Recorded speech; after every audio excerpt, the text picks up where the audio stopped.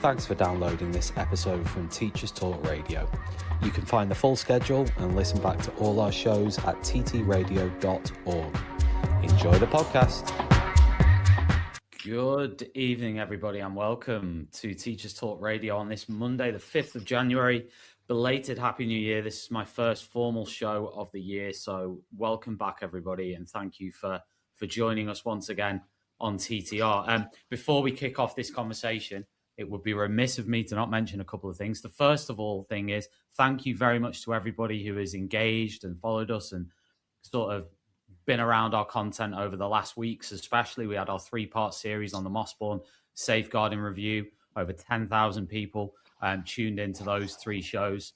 And then obviously over that month, we had 50,000 views, downloads of all of our shows. So a massive thanks, huge appreciation to every single person who supports what we're trying to do, which is teacher-centric media. So thank you ever so much. And obviously in that theme, I've got 2 amazing school leaders with me this evening, and we're going to be discussing the new Ofsted framework and the new Ofsted inspection.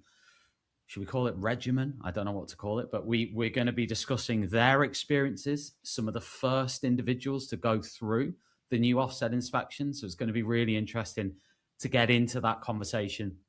To give a little bit of background, because we have a lot of viewers and listeners from all around the world, especially on LinkedIn, weirdly enough. So hello, everybody on LinkedIn who watches us and listens from internationally. But just in case people don't know, because we do get asked this. So Ofsted are the guys who inspect schools in the UK, state schools in the UK.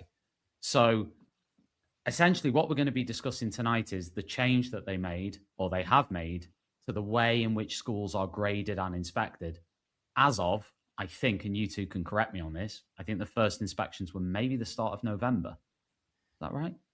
Yeah, there was some pilot ones earlier in the year, I think, but sure. The first ones were November. The first formal inspection. So the reason I was interested in this as well is because obviously we've done lots of shows on Ofsted and people can watch back on them. We had all this stuff, you know, in the last couple of years after what happened with Ruth Perry and Caversham. We covered that extensively. We had the departure of Amanda Spielman.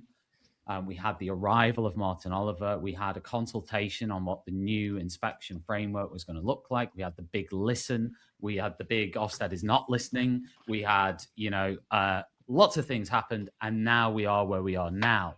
So my first question, I'll start with you, Steve, on this, and then I'll come to you, Simon. First question for you, Steve, is what was your experience of the first inspection on the new framework? What did you think? Good to see you both. Thank you, Tom. Hello, Simon. Steve, before you start, do you want to say what your job is? That would be a good. I forgot that bit. I can do. I'm Steve Ellis. I'm the CEO of Cheshire Academies Trust, a multi-academy trust in the Northwest.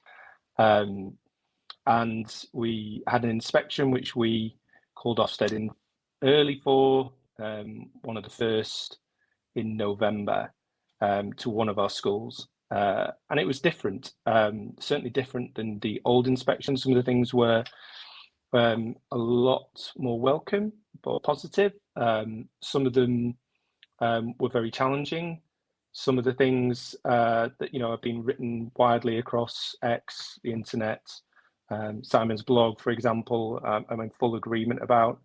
There were good bits about the methodology. I think there were some things that I think I could unpick around the methodology in terms of the sort of weakness of inspection evidence and around typicality. But overall, it was different. The inspectors acted, and we felt they were different from previous inspections in terms of the way in which they talked to us. There was certainly more empathy, more understanding, more questioning, more ability to converse and reflect on things and give our opinions about evidence that they saw. So in all of that, that was positive, and we can unpick all of that because again, there was some good reflection meetings. There were some ones where we were able to sort of challenge back, and they were open to that. But overall, it was a very different inspection experience. Sure. Simon, just to open up, give us an overview for yourself of your experience with this new inspection before we actually dig into the details on it. Yeah, so similar to Steve, really. So I'm an executive head teacher of 2 primary schools, and I'm also head of inclusion for our the Leaf Trust in South Gloucester, which is the top part of Bristol. And like Steve, I put both my schools forward actually for early inspection. So Ofsted asked for schools to put themselves forward around September time, I think, wasn't it, Steve? September time, that to be the first to use this new toolkit live. So they had done some pilots before that, but these are the first that are actually going to be done as proper inspections. And we're a team of all HMIs, which won't be typical because there'll be a HMI and additional inspectors on going forward. But in November, I think they were calibrating basically, weren't they? And getting teams to all work as so there was 5 inspectors with us. We're 2 form entry primary. There was 4 inspectors on the actual inspection, and then 1 senior HMI who was QAing them. So it was quite a lot of people to manage. So there was 4 people on day 1 actually inspecting, and 3 people on day 2. And yeah, similar to what Steve said, really, I've done 5 inspections as head teacher. The first one I did in 2009. So I've been a head for nearly 20 years now. And I've never done 2 inspections on the same framework. So, literally every time this gets reinvented, almost every 5 years. Yeah, it did. I think so. We were last inspected in 2018 and been waiting in the Ofsted window for 1,742 days, which is, just ridiculous amount of times we wait for the phone to ring. So we just wanted to get on with it, really. Yes, I think the methodology was better, and you see some real attempts there to humanise the team, and really authentically. They weren't just going through the motions. They really wanted to try and work with the school in a different way. The toolkit itself was inflexible. It was very rigid. And again, that led the inspection a different way. And I think, yeah, it's a tale of 2 halves. You've got the methodology, and then you've got the toolkit. You've both mentioned the methodology, so I'd love to sort of delve into that to start with, if that's all right. So happy for both of you to sort of jump in and explain to the watcher and listener here, who may not even be in education or certainly in schools, what do you mean by the Ofsted methodology, and what are your pros and cons that you've sort of both intimated on that? It's probably a good idea to sort of compare to previous inspection, because the methodology there was slightly different. There were deep dives. So you had an inspection team who had 4 or 5 deep dive subjects. One was obviously reading, early reading, and then you had a selection of other subjects, primarily, maths was usually one of them, a core subject, and you had some foundation subjects. And they then went away with inspection teams. The inspector would then go and look at lessons, talk to children, talk to subject leaders, and then look at a sample of books, and then come to some conclusions about individual subjects. And that was all encapsulated around those 5 areas that they would have looked at: leadership and management, behaviour and attitudes, and so on. This felt sort of very different in terms of the case studies. So they were designating the way in which they gathered evidence was through a significant amount of learning walks. So they walked around the school, and whilst they had a particular focus for some of hours, they would walk around and perhaps look at early years or go into year 1, year 2, or then particularly they wanted to look at a maths aspect that they'd seen in one class and then look at that through, or follow a disadvantaged child through their sort of journey for a period of time. That presented both an opportunity for leaders to talk to the inspectors, show them what they were seeing, explain things, show them what was going on in the classroom. But it did also present, challenges, because often if you've got 4 inspectors or 5 inspectors like Simon had, you are then going to have 4 or 5 people then to follow them round or work with them in a sort of, not peer review way, because they're obviously making judgments, but obviously you need people there with them to then show them things and point things out that perhaps they may or may not miss. And it also meant that whilst you were walking around, everything was on offer. So if they saw behavior, they saw safeguarding, they saw learning and pedagogy, they would see health and safety, they would see anything that was an observational view, they would look at. So the methodology particularly focused on disadvantage and send. We know, I'm in broad agreement about that. There was perhaps too much of a focus in some cases around that. But that also presents a lot of challenges to schools, particularly you've got, high degrees of disadvantage, high numbers of disadvantaged pupils. And often my issue with the sort of methodology is around the typicality of what they saw.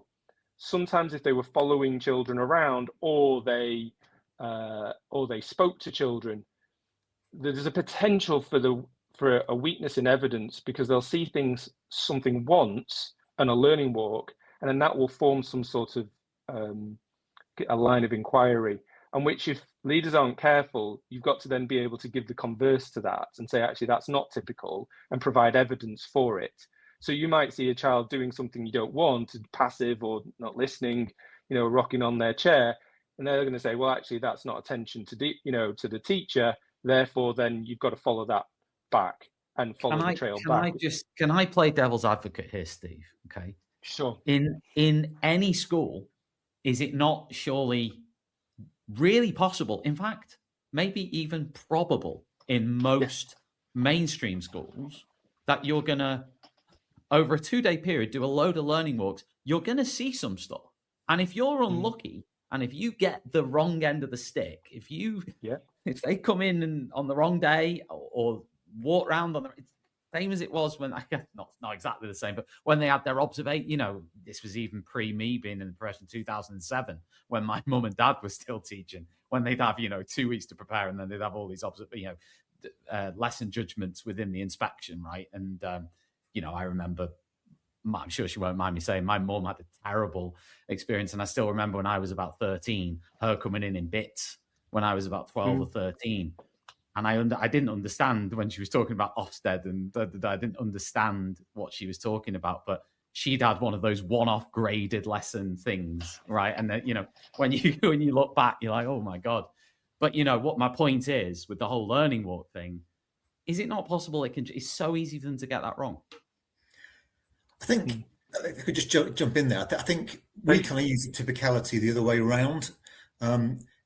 Teachers, I think the inspection, again, back to methodology, I think it's a lot kinder on teachers. I think this framework in terms of from our experience, I've got a sample size of one, so I keep saying sample size.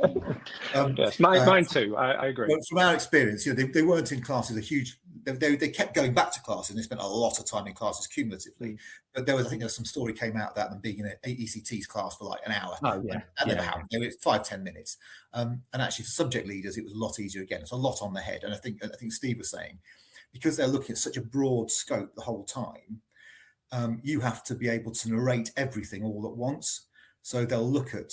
So I did the lead inspector usually does a walk with one of the leaders, usually a head on. In this case, it was me, where we looked at the whole school in the space of an hour, and you feel you have to land the points you want to land and point to things you want to point to quite carefully, because I say they're making judgments very quickly. I think something I've learned over 20 years. They make judgments quickly, and as Steve was saying, they can. If once a seed is planted, they can start down a particular road, and you have to be careful about that. But we did use, if we saw something, a teacher doing something or something happening, wasn't what we'd usually see, we'd say, well, that's not typical for that teacher. If you want to go back and look later, actually you won't see that. And same with we did prep the children. We've got a lot of children with additional needs in our school. We've got nearly 50 children with the HCPs, most for speech and language communication. And we would say sometimes you'll see big behaviours. We'll see that sometimes, because that's that some of the children have needs, and that will happen. And we sort of said it's how we manage them, it's how it happened. But you can't expect that never to happen, because that's not a school, as you were saying. Things will happen on any given day, and a teacher, it's how the teacher responds to that. But yeah, I completely agree with Steve. There was occasions where a trail started that you had to quickly shut down because assumptions were being made based on a limited evidence pool. Again, but I think what was different with this methodology was before you were a bit of a passenger on that inspection, and the inspector was very much in the driver's seat, and you would, be told what they thought. Whereas I think this time you were asked, and it was a genuine question. Before, they'd ask you, what did you see in that classroom? But what they were doing is, does your judgment and my judgment match? Testing. They're judging your leadership. But actually, it was a genuine. And if I thought they got it wrong, I could say, no, actually, I don't think that's what we saw in there, actually. But so there was much more dialogue. And likewise in the team meetings, they're changing the methodology there. Before, you could just sit and listen to team meetings. You couldn't engage at all. Whereas you were an active member in the team meetings this time, and you could put your points across. And that was a big difference. This was going to be my question to both of you later on, right? Having you both on here for 20 minutes, here's a compliment to you both, right? You've both probably got the gift of the gab to an extent, hence why you're on this. So my point is, and probably it's more likely from meeting you two for the first time now, that you probably aren't going to clam up, or you aren't going to have problems articulating yourself or feeling like you can defend yourself, right? So my only sort of, again, devil's advocate point here is, Simon, I take your point of what you're saying. It's more conversational and it's less inspector-led, as in they're doing it. I understand what you're saying. But what I'm saying is, does that just favour people who have the gift of the gab and who are confident? I think it's the same in all fields, though, isn't it? Experience, if you've done it a few times, it's less nerve-wracking, but it's still very nerve-wracking. It's high-stakes stuff. I think the nominee role, which is a new role, is really helpful, and I really encourage schools to take part in that. As I wrote in the most recent blog about this. Before, I was a bit kind of sceptical about it. And again, I'm experienced executive head. My team are experienced people. Between us, we've probably got 80 years worth of experience in leadership in the building, But actually, our director of education for our trust, Faye, came over and was our nominee, and that was so useful. Someone who is just who is emotionally disconnected from it slightly, so isn't feeling the same nerves that you are, and actually is your advocate with the team. That I think is an attempt to try. Is the advocate, is the nominee part of your school? It can be, or it can be anybody who you want it to be, really. So in ours, it was our trust director of education, but she knew the school well. And what's their role? Sorry, so they're in the inspection with you? Yeah, so they led one of the learning walks with the team. Okay. Because again, it's smaller, and we're not a massive school, but we're not a tiny school either. My other schools, one form entry, will have 3 inspectors. And again, the smaller school you are, I think it becomes more difficult. But you've got, because you're going to have people in class teaching. So again, having a nominee, and that really depends on, I think schools, if they haven't thought about that, who that nominee is going to be beforehand, I would urge them to think about that now, because it needs to be someone who knows your school well, has a really good relationship with you. It can't just be somebody who's been in the building once in a year. Did you do that, Steve, the nominee thing, or not? Yeah, there's a couple of things I would just want to pick up on that Simon said before, actually, as well. I mean, I think that our reflection on the sort of big behaviours that you may see from SEND pupils who become dysregulated, they were very accommodating about that, as long as you could explain, the intervention or the social emotional support package that you were giving them. This is how we dysregulate. This is how, or regulate them, I should say. So they were really understanding about that. It was more the nuance in the learning walks, really, for us. In terms of the reflection meetings, I felt sometimes there were too many and it was too long. I felt it sort of degraded the amount of time that the inspectors actually had in their ability to find evidence or go back to things or look at things in a different way. And when you've only really got a day and a half or just over, it's not long enough, and it means the evidence base is limited. So sometimes when you've got, because of the toolkit, it's such an amount of evidence to craft and put together, then actually they want to maximize the time. And the reality is, having 2 longer reflection meetings, they were 45 minutes each, one at lunchtime, one at the end of the day, and those went on too long. The only thing else I'd say is, I think we were in a fortuitous position in the sense of both nominee and with the amount of inspectors and the learning walks. So there was myself there as the CEO, there's my school improvement director, Kate. There were a number of other trust level leaders who came in to support, and those people went on the learning walks. If you're a small school, or you are an LA school where you just have a head, a deputy, and if you're a one form entry school and you've got 3 inspectors and maybe a quality, a senior HMI quality assuring, there's not enough people. And it does come back to the head teacher. The head teacher will have to do a lot of work. And back to Simon's point, the head teacher will have to really know that, I would want head teachers to, lead strategically and, have the information to hand. But actually their Senko is going to be the expert in SEND, and the maths lead is going to be the expert in maths, and the head knows enough-ish. Now really through this inspection framework, the head now has to know everything in great levels of detail. And does that put more pressure on the head teacher? Methodology wise, guys, I don't know how you do it. I read that whole document this morning for the first time. I'd seen snippets of it, read the whole thing. I was like, how does a human being deal with this? Like, I don't understand how. I get that it's the job you choose to do. I understand all of that. You're a leader, you go up in the system, you do it. I get it, but blooming heck, I read that and I thought, how do you stay on top of that? I have no idea. I think the methodology tried to again, sample size of 1. For us, it appeared that the inspectors were trying to kind of give opportunity for the evidence to be presented. Sure. And whereas in the past, if they didn't stumble across it, it didn't exist. In its crudest form, that happened, years ago. But they were more willing, and also they were more when they were working with middle leaders. They didn't work with middle leaders nearly as much. They were much more coaching in their questioning. As before, you get literally nothing out of an inspector. They sit cold-faced writing, and they were much better, and that did put people more at ease. There is a lot of there's no way getting away from it, though. I certainly felt there's a lot of information you have to almost memorize. We talk about sort of doing the knowledge on the school, kind of, because going around and talk, because it is a toolkit which is based very much on disadvantaged children's experience at the school, which I completely agree with. Our schools need to be good for all children, not most. I understand the methodology behind it, but it meant knowing the provision for every one of those children. I've got 130 children on the SEM register at Black Horse. So knowing 130 children's provision, I mean, we did create sort of like, reference sheets, and the inspector said, look, did you create those for us? You shouldn't be making things for us. I said, well, yeah, I did, because I can't remember 130 children.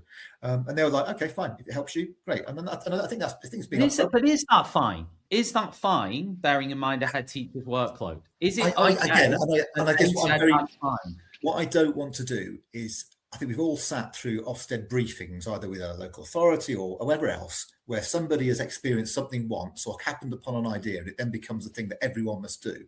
I don't know if that's something that would be anywhere useful to anyone anywhere else. It was useful for me in that moment. I would probably do it for my other school because it helped me and made me feel less stressed.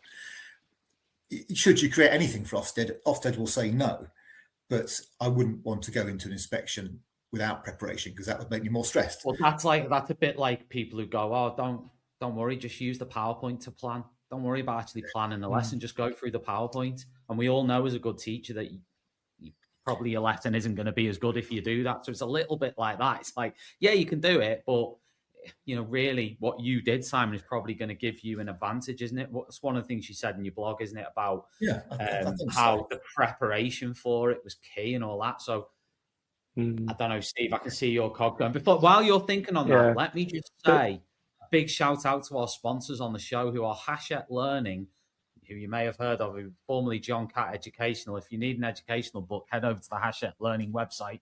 Get yourself a copy of a book over there.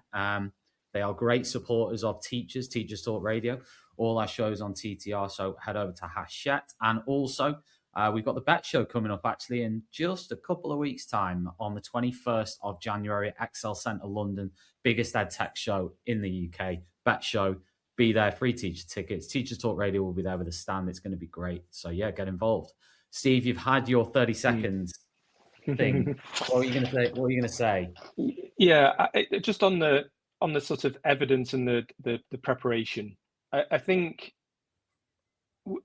there is potentially a much greater need for leaders to look carefully at the toolkit, look carefully, and because there are now 7 areas and 5 sections, and depending on which section you're going for, you'll obviously be looking at what evidence that you might want to prepare for that. You know, if it's attendance, case studies or persistent absence over time or trends and so on. Our experience was that actually the inspectors wanted that on paper form. And, you know, a lot of work I know schools do is usually online or, you know, in electronic format.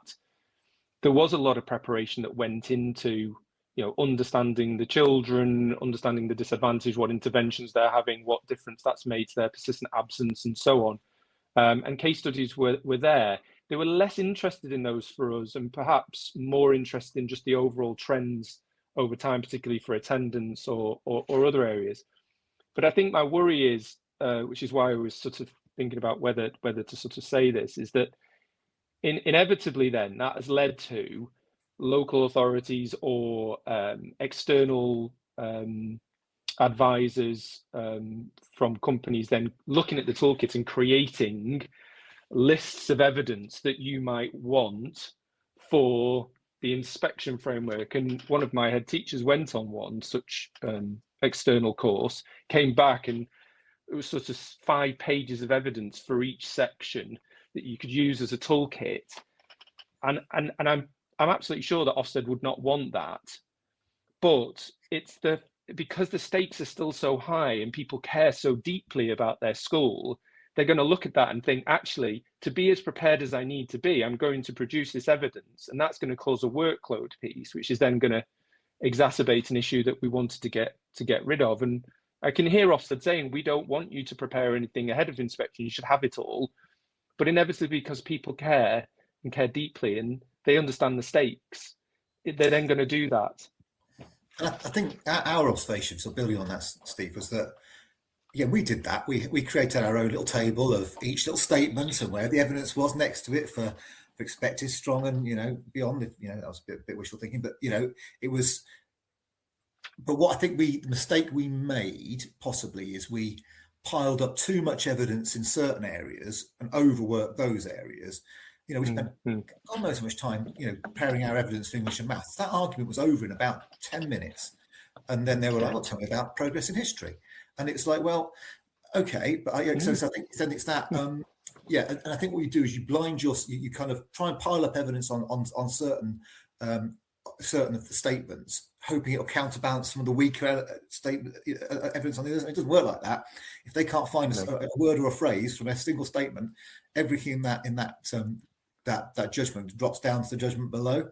Now that's a bit more forgiving for expected. That has words like generally and mostly and broadly, whereas when you go beyond that, it's all children, all subjects, and that becomes more tricky. And I think, yeah, and there's little things that almost tripped us up around, you know, little bits around PSHE and things that, you know, tell me about the economic education in your school. You know, it's and, you know, it's there, but again, if you can gloss over it because you don't see that as the high value stuff, but all of the same value to them.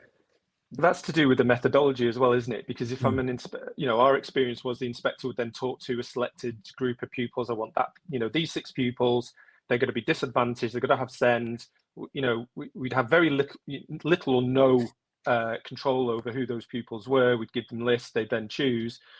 It takes one of those pupils to say something that either doesn't align to that on that one element of the toolkit in the expected standard, which then means that even though you've got everything else, that one element isn't there, they then go back to the needs attention. And that feels a really, really much tougher proposition for schools. And particularly when you have very little control over whether, you know, some of your children, particularly those with SEND, may or may not remember what they've been taught in the last term, and are making really good progress, but in small steps, that seems, and even you could argue with the word typicality, that's not typical for them. They do know about that. Well, how can you can't really make that argument because they've just told the inspector they don't, or they have shown that they don't. So that's very, very difficult. And I think goes back to probably the sort of the bigger question around the toolkit not being fit for purpose, really, in some areas, and the secure fit being an extremely difficult and perhaps unforgiving sort of methodology, and with the criteria. So, I mean, I can dig much more deeply into the toolkit because I've got sort of concerns, particularly for more schools in more challenging contexts. Can you do that now? Start on the toolkit and tell us what your deep concerns are on it, and then we'll come on to Simon if he's got any. I think it's sort of, so I'll try and categorize them. So first, I would say they did the consultation where they had 9 areas where they'd split behaviour and attendance. They then had a consultation. They then put them together. I think fundamentally, I have an issue with behaviour and attendance going together. I think schools can have absolutely exceptional behaviour where children are, supported really well of all groups, but potentially attendance is a struggle, and it's either, if it's not rapidly improving or at national, then you're going to struggle. So your behaviour could be of the strong standard, but the reality is you can't achieve that. So you could be in a position of saying, well, behaviour and attendance needs attention, but actually behaviour, if you look at the criteria, could be quite strong. And so that doesn't seem fair. And the two don't, in my personal opinion, don't necessarily go together. I think the secure fit is a much more challenging sort of methodology to work to. I think the toolkit with 5 sections, and this is the issue for parents, really, and stakeholders, is that they're going to look at, one, I think the word expected is a very unsatisfactory word. It doesn't ring as a positive affirmation. It says you just scraped it, perhaps, for parents. And those schools who have been inspected just prior to this new inspection regime, they're sitting on a good judgment or an outstanding judgment. And yes, we've got rid of one-word judgments, but no, they're going to still look at all of the individual gradings and go, you got outstanding in everything, you got good everything, so therefore you're a good school. They're then going to go, well, this school down the road now has got expected. Well, which one's better? Actually, it's perhaps they got a good, but perhaps it was on the lower end of good. Now to get expected, really, it's on the top end of good because that's where it sits. And I think finally, there's bits and criteria. There's too many criteria. It means that the inspectors are having to gain evidence in a very regimented way about absolutely everything. And some of the criteria relate to national comparators, which for schools in very disadvantaged circumstances, where children are entering way below the national averages, way below typical, will make really solid progress, but not perhaps reach the national comparator.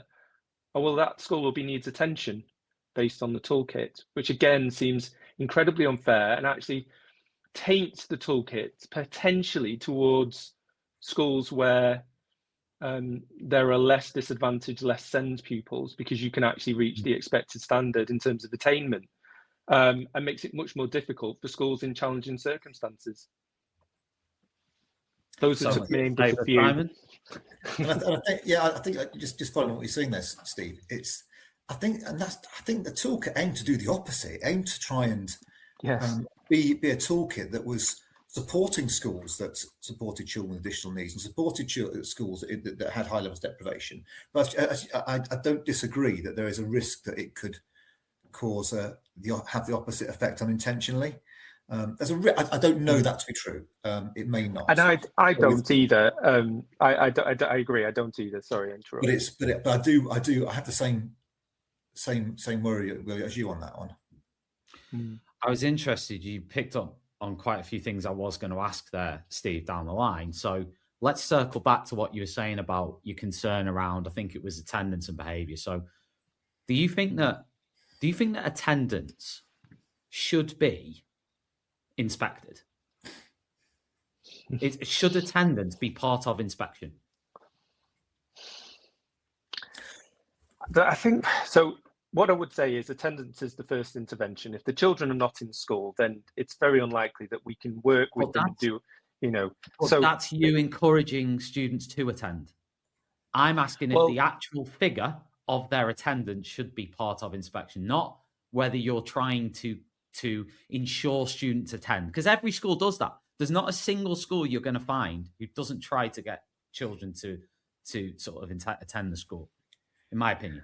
Well, there's a bigger probably sort of debate, isn't there, around who is responsible for children attending school. Is it the school or is it the parents? And, I think it's probably a partnership. It's a relationship that you build and try to work with parents in your community to ensure they understand the importance of education and making sure that, that they are in school and that can positively impact on their life and their life chances going forward. There is an argument that says no, schools shouldn't necessarily be inspected on attendance. And there's an argument for that. To be honest, I can see the arguments for and against, and I wouldn't want to come down on one side there, really. Just to sort of play out devil's advocate. This show is brought to you in partnership with Hachette Learning, publishers of professional development books and resources that support great teaching and learning in schools around the world. Level up your professional development today and visit hachetlearning.com to explore the full range of titles. Teachers, have you heard of Bet UK 2026? It's the world's biggest education and technology event, and it's completely free for educators. From keynote speakers and panel sessions to CPD accredited workshops and networking, Bet UK 2026 is where educators from across the globe come together to share ideas, spark inspiration, and find solutions that fuel our mission to drive better education globally. Get your free ticket today at betshow.com. Hey teachers, it's Tom here from Teachers Talk Radio, just dropping in to tell you about Teachers Talk Connect 2026. We are back with our amazing big annual CPD and networking extravaganza in Manchester. It's on Saturday, the 14th of March, and tickets are completely free for teachers. Just head over to ttradio.org/Connect 2026 to grab your ticket today. We can't wait to see you there. I think it's interesting. So we use I don't think it's in the current operational guidance, but it certainly was in the last one, is that our schools doing all this is reasonably possible. And we kept coming back to that phrase with the inspectors, because we had something on the RDSR about our free school meals attendance that was flagged. And they jumped on that, which they always will, anything on the RDSR. So, and we kept bringing them back to, has the school that all this is reasonably possible for those children? And we case studied them down to individual children, and then we worked out we were talking about half a dozen across the whole school, and then so you could literally, and you gradually had to kind of shave away each argument, but it was, that did take again, you had to know that data inside out and know the individual pupils, and the bigger the school is, that's more difficult, I guess, particularly in secondary where you've got 2,000 pupils or something. You're not going to be able to get to that granular detail quite so easily. But they did accept that argument. Has the school done everything that's reasonably possible? Yes, the school has. And they did close that trail. But it is, I think it's putting the two together. I agree with Steve. It does send out the wrong message to a community, potentially, if they see, attendance and behaviour not being even expected. And again, picking up what was, so, and I think the whole, I've got a big problem with the term expected as well. I think it's effectively the kind of meh emoji, isn't it? It's kind of. Sure. I mean, Wayne is one of our regular viewers, and he said student attendance is inspected because it's a strong indicator of safeguarding, inclusion, and educational effectiveness. Yeah. Sure. I mean, my only devil's advocate sort of thing on there would be, I guess there will be some out there, and I've seen them say it when they talk about educational effectiveness, the lessons aren't engaging enough. And that's why, sort of the quality of teaching and learning. I guess there's different definitions of that, or different definitions of educational effectiveness and what it is. I don't know. That's my devil's advocate. I think there's a big, and again, I completely agree with it, sort of thrust around belonging in this toolkit. And how does the school help children feel like they belong? I think that's right. And I think, there is some, you listen to someone like Mark Rowland talk about disadvantage. And again, some of it is around a sense of belonging. Is this school for me, or is it for most people, but not me? Again, that's something we ask in our school a lot. Are you getting it right for everybody, or getting it right for most? And so I do agree. Yeah, and I also don't disagree with the person who brought the comment there. I do think attendance is really important. If the children aren't in school, same as Steve said, they can't learn anything, and they're not necessarily even safe. So, I do believe we should do our best to try and make sure attendance is good. I think my issue was not actually with what Wayne said. My issue was not necessarily disagreeing with the fundamental of what he was saying. My sort of question was around, well, if a school has done all that it can and it's still got low attendance, they are going to get downgraded, are they? The other issue with this is timing. So if you're an academy and you've just converted, and then you have an inspection for whatever reason, even if it comes in a 2-year window now, then the reality is you may only have 1 year's worth of data. And they then don't take, if you've got a new URN, the data before you were your previous school. So the reality is you might have persistent absence if you picked up as a sponsor school, or you picked up a school that had attendance which was well below national.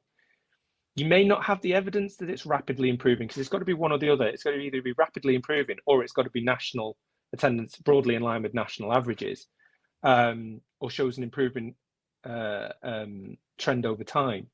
You might not have that data, and what you can try and look at case studies, and you can try and look at your persistent absence, week to week. What Ofsted looked for with us at was really the compare school similar schools reports. They then used the autumn to autumn, spring to spring. They wouldn't necessarily look at the overall attendance for last year compared to year to date. They wouldn't do that. They would only compare year to date in terms of the autumn to the last autumn. So I suppose it's, understanding your school, but you might be in a position which is just unfavourable in terms of the timing of the inspection, and you might not have the evidence. And that seems tough, I suppose, when it's linked to behaviour, which is, I suppose, the point we were sort of trying to make, that those two don't seem to really go together. I'm interested as well, as school leaders as well, from both of you, and I've sort of, as a class teacher, been in these situations in schools, like a turnaround school, or a school where a leader comes in and over a period, it might be years, could be 3, 4, 5 years, whatever it is, they're trying to sort out specifically behaviour. While they're trying to sort that out, you could end up with a downwards trend on attendance.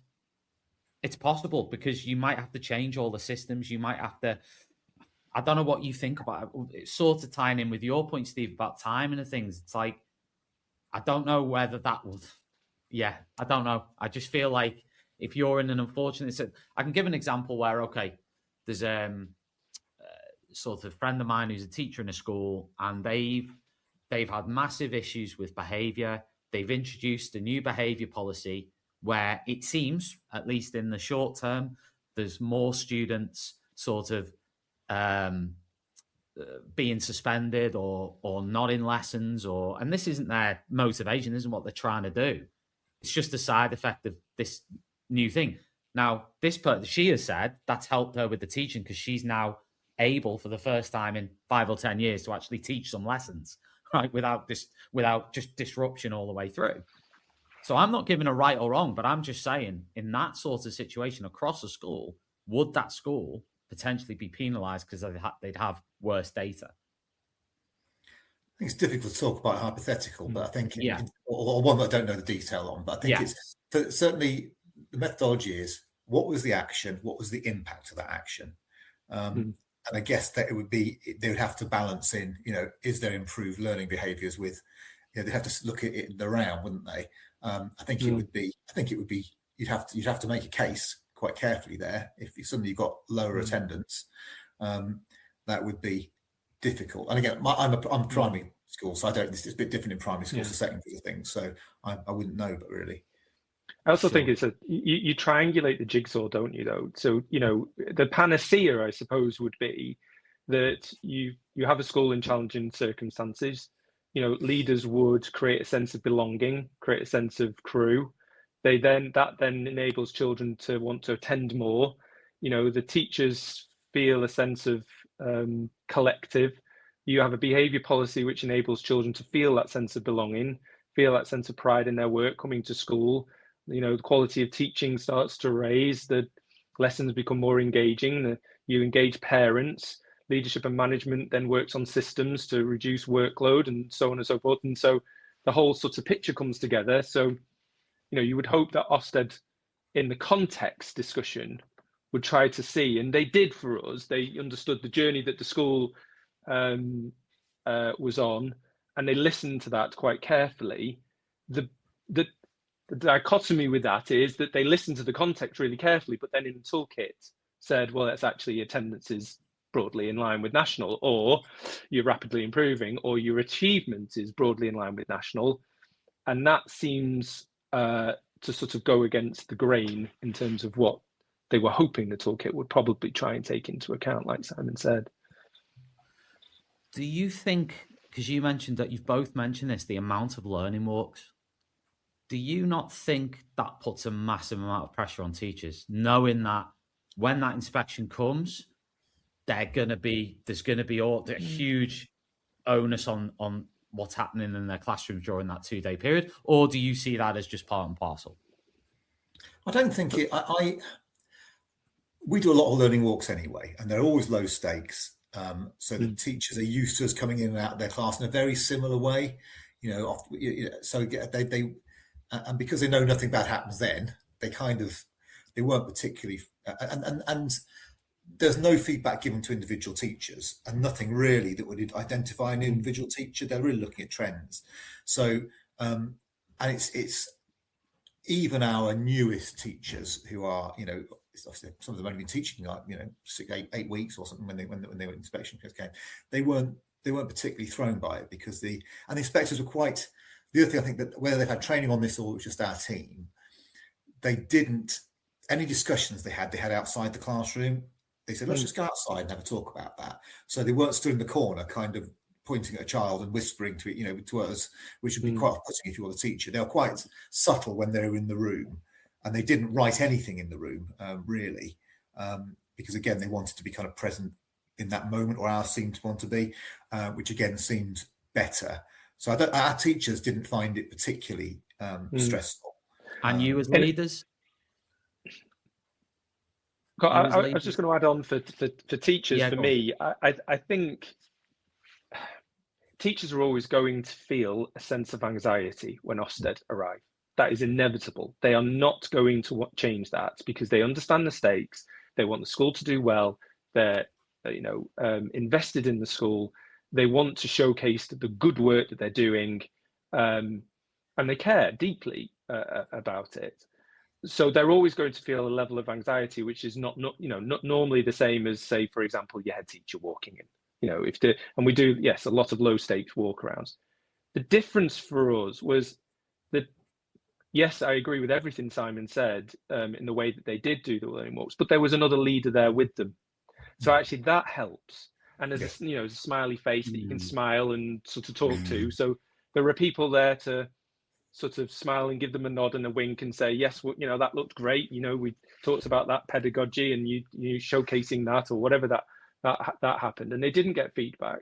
But I think the pressure on teachers who are middle leaders is a lot less because they know they're not doing deep dives.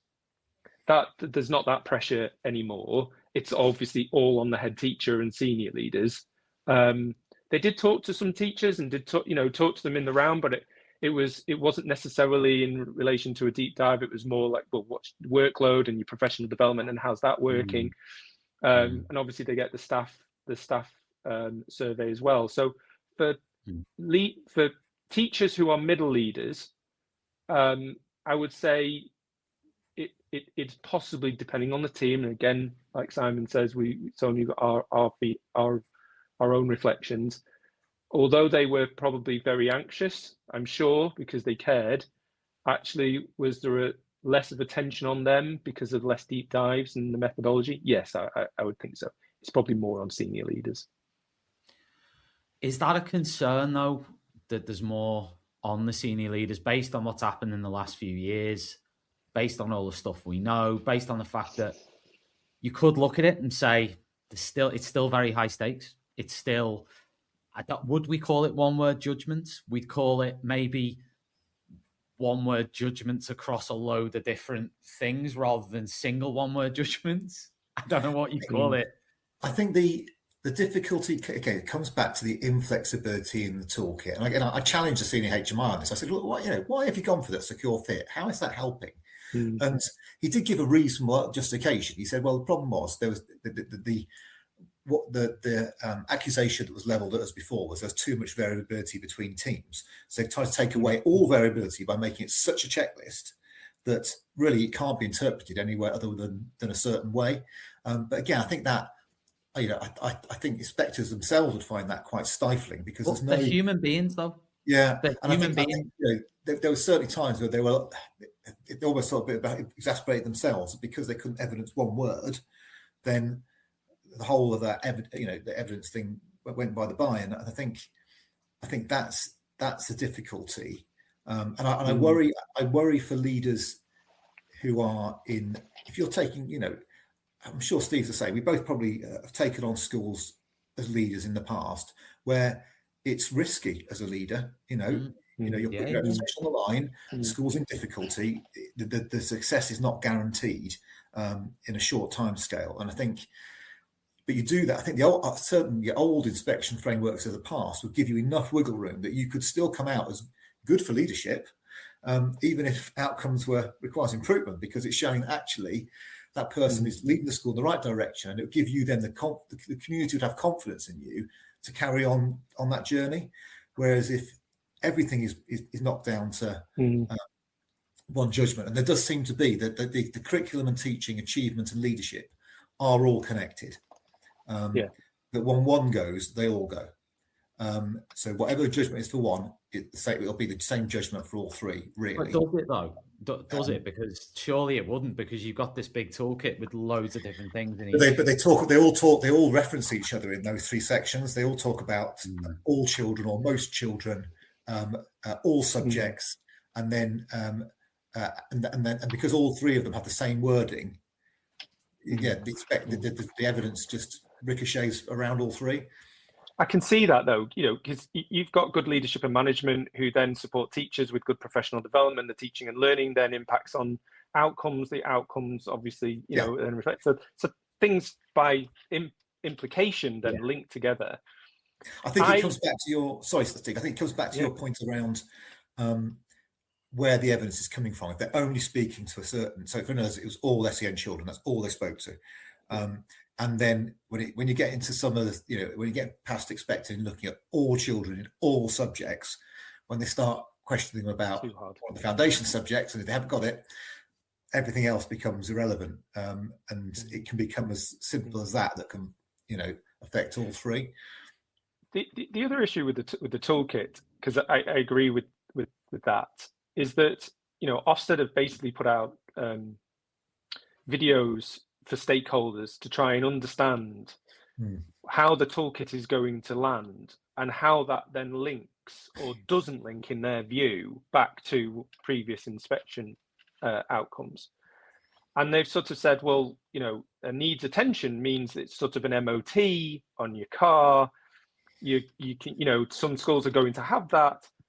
In reality, for parents, if I'm a parent thinking, I'm going to step outside of my job, I'm a parent of two girls, and I see a school that has needs attention in 2 or 3 of the areas, which is really likely, given the demand to get the expected standard in the school secure fit.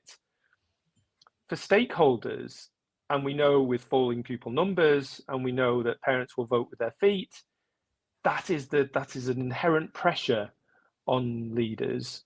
And and real world consequences to that, I don't think needs attention to Ofsted seemed, when I've talked to the inspectors, seems to be, well, that's okay. You're not doing too badly. You just need attention in this area. It's a bit like an MOT. You sort it out. But real change takes time. It's not an overnight fix. Your MOT, your car gets fixed overnight. That really, for schools, some of the needs attention might actually take, a significant amount of time, 2-3 years. And if we're having now monitoring visits for any schools that have needs attention judgments in any particular area, then leaders do need time to then action that, and the repercussions for stakeholders in the community to hear that against schools who have sitting on legacy judgments of good.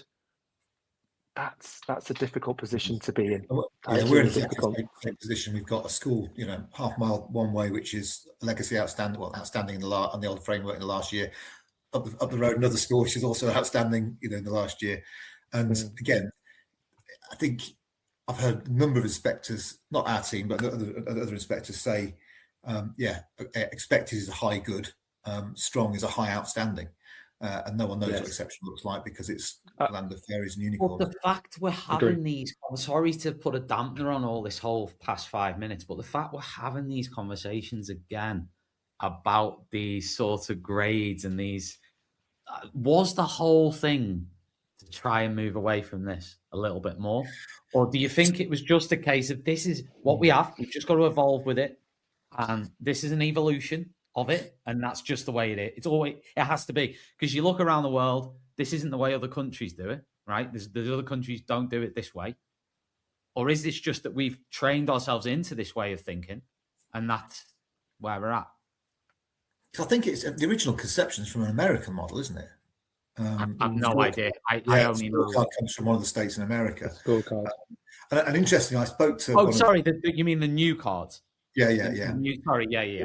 And I kind of got chatting to someone from Ofsted on Twitter, I think it was, around this point, and asked, why expected? That's just such a kind of nothingy phrase. And actually, I also asked the senior HMI the same, and they both gave me the same answer, which were they were worried that people would get confused between, if they use secure, which is what originally it was going to be, and secure sounds so much better.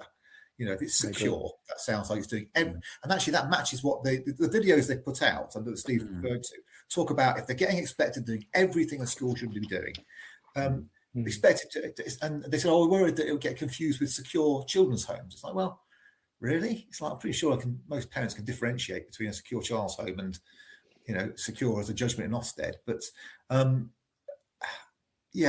think there's things there that are just own goals. I wanted to. We've only got about 10 minutes, so I wanted to ask you a bit here about because there's a massive focus, isn't there, as you've both said, on disadvantaged students, SEND students. Just focusing a little bit on that disadvantaged bit. Do you think that, and again, to paint a scenario and a picture, again, to try and play devil's advocate a little bit here, the disadvantaged part is based obviously on the income of the parents, the income level of, whether they're free school meals or whatever, or the income levels there. But do you think almost the definition of disadvantage across the country is a bit of a problem? Like, I had the new social mobility commissioner on, who's a head teacher in Blackpool.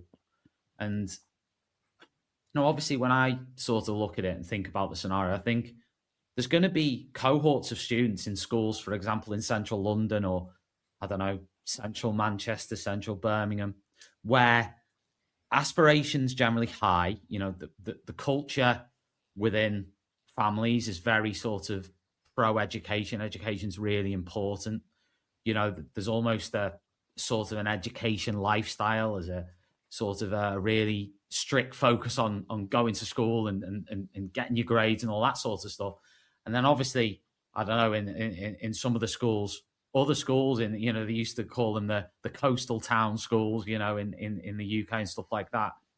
They're going to have maybe less disadvantaged students on paper than like an inner city academy. But obviously the whole wraparound there, that term disadvantage, is going to be some students who come from a low income home but are actually advantaged by the sort of education culture that's around them, or the way they see education, or the way their family sees education, or the way they just inherently see education. I don't know what I'm just picking up there, because it's a very, very crude measure, which I think is due to change anyway, isn't it? They get rid of free school meals being the measure for people premium, at least. I guess I think it is right that we should look at, which children in our societies do less well in comparison to their peers. Absolutely, and I do agree that the framework is trying, at least, to make that the focus for schools, because children with less disadvantage, and again, my school at Black Horse has got very low levels disadvantage. It's in a reasonably affluent area. Our children don't want for much on the main, but again, any generalisation is a dangerous generalisation, isn't it? Because every family is different. And I think that's where you try and apply a single methodology to all disadvantaged children. You're on hiding to nothing, because they're a massively diverse group. Yeah, I suppose what I'm getting at there is, Simon, in your cohort there that you've described, you might have a different sort of issue there in terms of, with, do you know what I'm saying? I think that the children who, and we talk about it a lot in our trust, where again a number of the schools are in reasonably affluent areas, and therefore children don't suffer from disadvantage in the way that others in the centre of Bristol do. Is actually when there's small numbers, that those children actually do less well than when a greater number, and the school is more focused on their needs. Whereas if they're a small number, actually you're still going to get great results as a headline figure. Actually, that's dangerous. I do applaud that the effort that Ofsted are putting into this is just again, it's a bit of a blunt tool. Yeah, the vision for it, I would agree. In that the barometer for a society should potentially be those most vulnerable pupils in society, that we then privilege those pupils in a way that then supports them to achieve, in adult life. And in order to do that, as schools, we have a pretty crude way, as Simon said, of free school meals, identifying them. And disadvantage, there are multiple levels of disadvantage for very different things. It could be financially, it could be you could have children with SEND who are disadvantaged as well, so you've got this sort of double whammy. So I think, yes, I would, like Simon said, I would applaud that, but within the toolkit, a lot of the inspection work focused primarily on those pupils. So all of the children who went to speak to the inspectors were either disadvantaged or had SEND. I just wonder, that's not necessarily typical if you have got low numbers of disadvantage.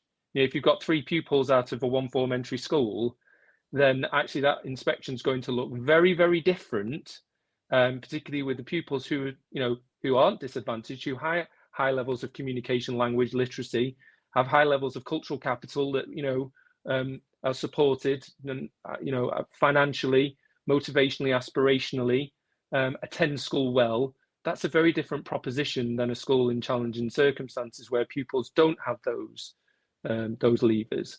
So I would applaud it, but I don't know if it sort of swung too much in that favour, perhaps in the inspection work that they focused on. And I agree with you. I think that, I think the risk is that it will discourage inclusion, because schools will see it as an Ofsted risk and that would be completely the opposite. I think is what Ofsted are intending. How honest do you think you can be with Ofsted during an inspection as a school leader? In what regard? Every regard. If you your well-being, if your well-being, would you say, I'm done here? Not I'm done, but I think they were very attuned to that. I don't know your experience with Steve. They were very careful, almost overly kind of every 5 minutes asking how you were. Any sense from a teacher, if that teacher looks, not to be, that walking into that classroom, no, we'll leave that teacher alone now. We'll go somewhere else. they were very attuned to that, and they were very mindful and very respectful of what we were talking to them about. There's no doubt about that. Can you really be entirely frank? The answer, my answer would be to a point. To a point. You're not going to shoot yourself in the foot, but you are going to challenge your corner. And I think that's one of the things I was going to say for the reflection meetings, really, that possibly when the head and the school improvement director were in the meeting and we were talking, my job really was to sit sort of and look at the very big picture and try to see what the inspector was trying to infer and trying to speak about. Whereas the head and the school improvement director were really focused on the devil in the detail and listening in a different in a different way. That's useful. And I had conversations with an inspector saying, well, actually, can I just check and summarize what you're thinking there? Am I saying back what you're explaining to me? And he said, no, I'm not thinking that. And okay, and we then discussed it in a different way. And so, yes, we were able to, but to a point. And I think that's a good point you make, Steve, that again, our CEO Ross was also allowed into those meetings, and exactly as you described, you've got another person on the school's corner, helping to kind of challenge anything that may be on a little bit, kind of loose footing in terms of evidence. And I think if you haven't got all those people, again, it's a numbers game. If you've got lots of people sat around a table and 2/3 of them are on, part of the school, then that does help. But that's where, when you talk about, the process and stuff, in my head, I'm thinking about the apprentice interview stage. When they get to the interview stage and they all have to be interviewed by Claude. I don't know if you've seen The Apprentice, but it's like this brutal, I'm thinking the people who will thrive more. I come back to what I said near the beginning. I just wonder, I'm not saying this is a fact because I don't know, but I just wonder whether it's more about the presentation and the ability to argue and the ability to craft your presentation. I think that's always been the case, though. For if you're probably a new head teacher or you're an inexperienced head teacher, any inspection framework, you're new to the school, you want to do well. But is that what's wrong? What's wrong? I think there's never a meeting that any of our staff went into on their own.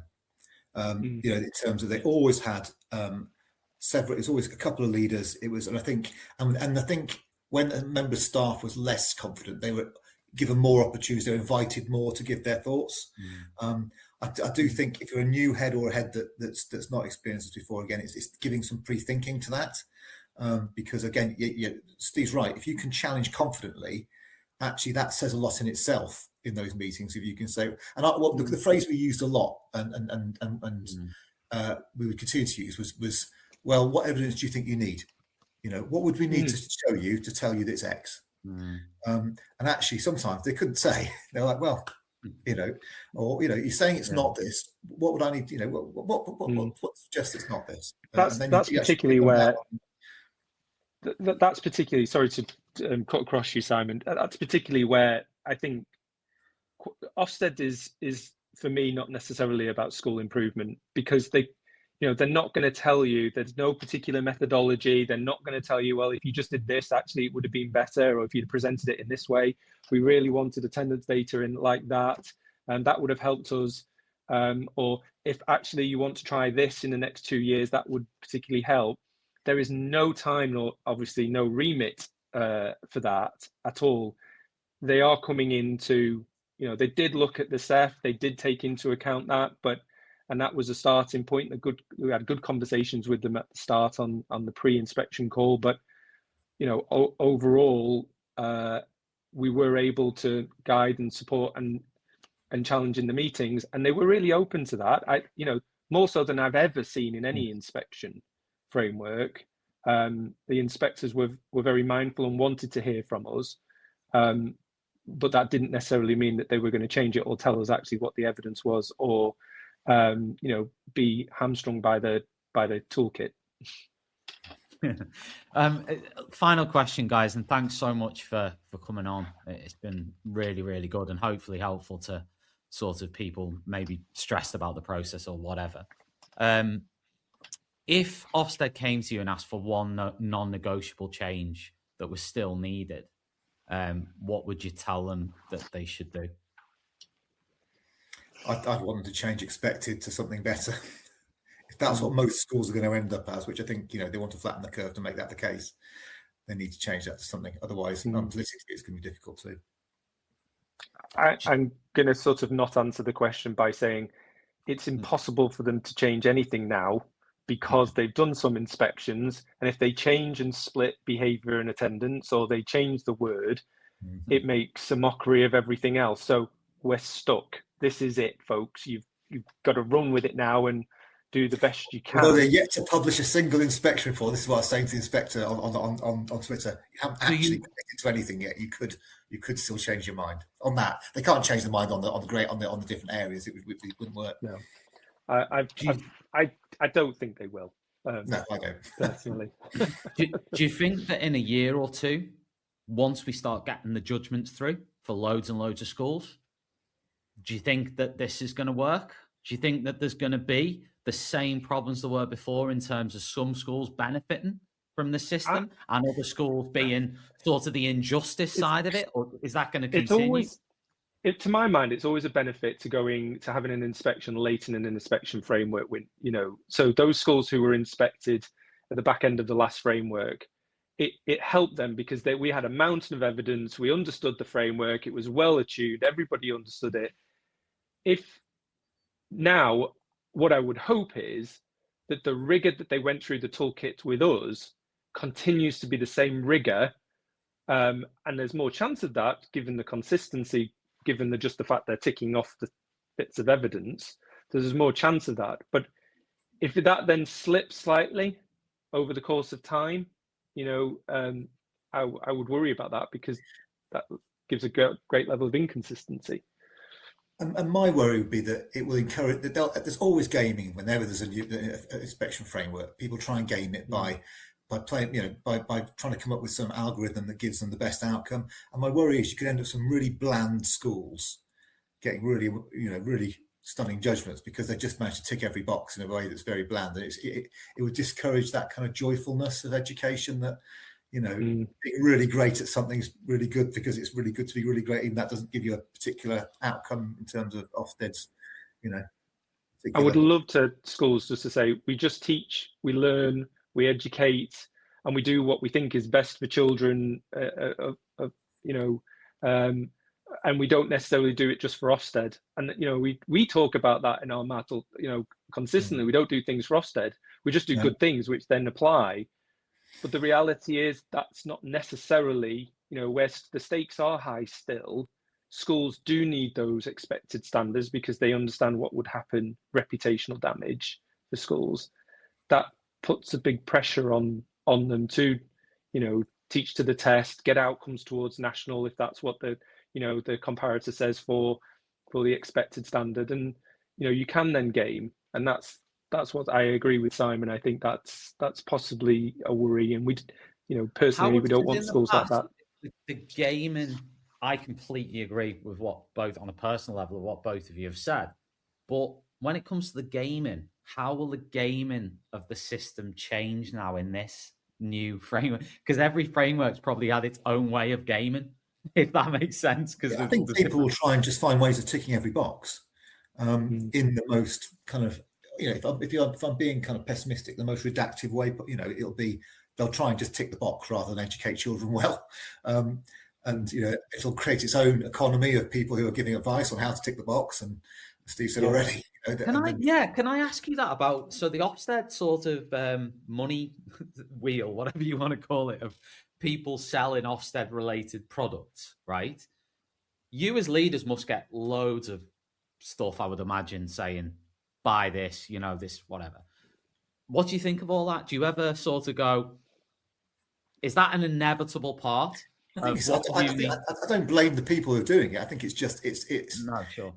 I think it's, if there's a market for it, people will buy it, won't they? I think that it's, people I've had emails already through for, look at this new SEF school evaluation form that is now linked to the new framework. Look at this behavior policy that's now linked to, the criteria, attendance. To look at this governor's report.